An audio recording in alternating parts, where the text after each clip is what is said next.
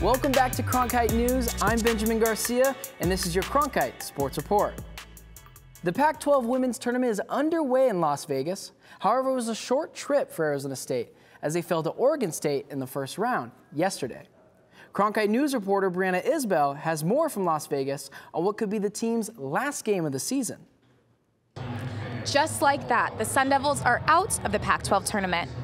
In her 25th anniversary year, head coach Charlie Turner-Thorne watched the potential of a Pac-12 championship come and go, saying they just didn't make their shots. It's just, basketball's rhythm and its rituals and routines, and we didn't really have that.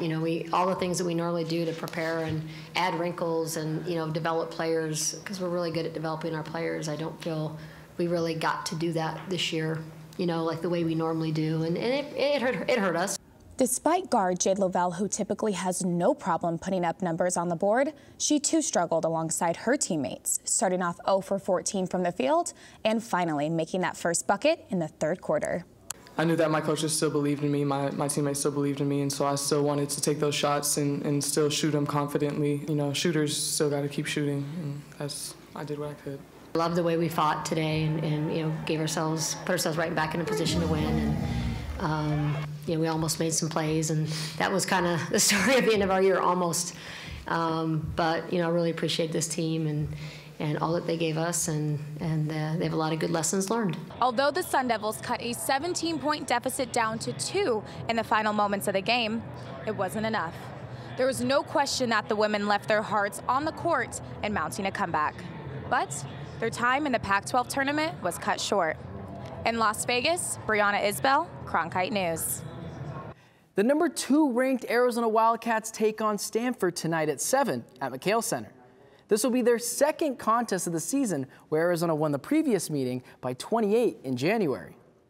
The Wildcats are undefeated in Tucson this season, holding a record of 15-0 at home.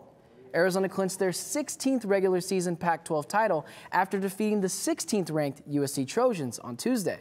They now look to secure a number 1 seed in the NCAA tournament with their 2 remaining home games.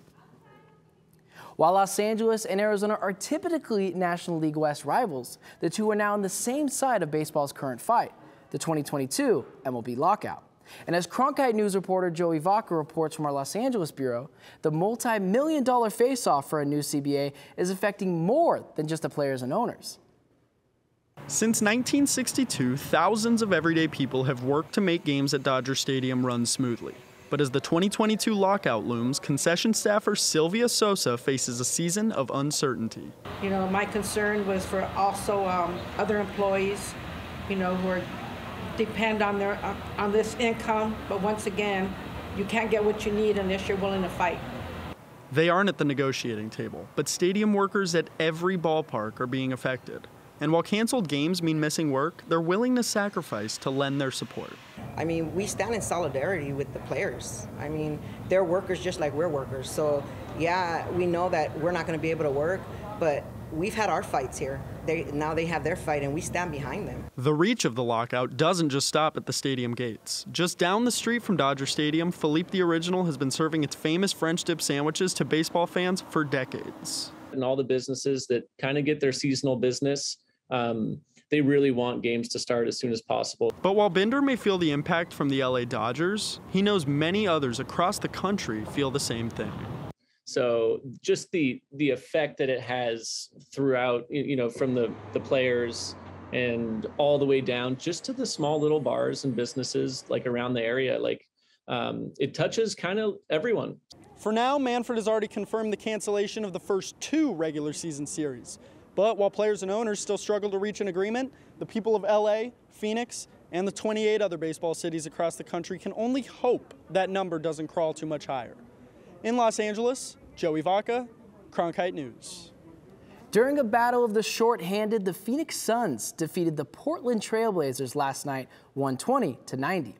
With Devin Booker and Chris Paul out, Cam Payne made his return from injury. With 6 players scoring in double digits, head coach Monty Williams praised their team's ability to play as a team without their star players. That kind of scoring it brings a lot of juice to the team. It's not that, we don't appreciate what Chris and Book bring, but when those guys are out, we need everybody to in some way raise their level.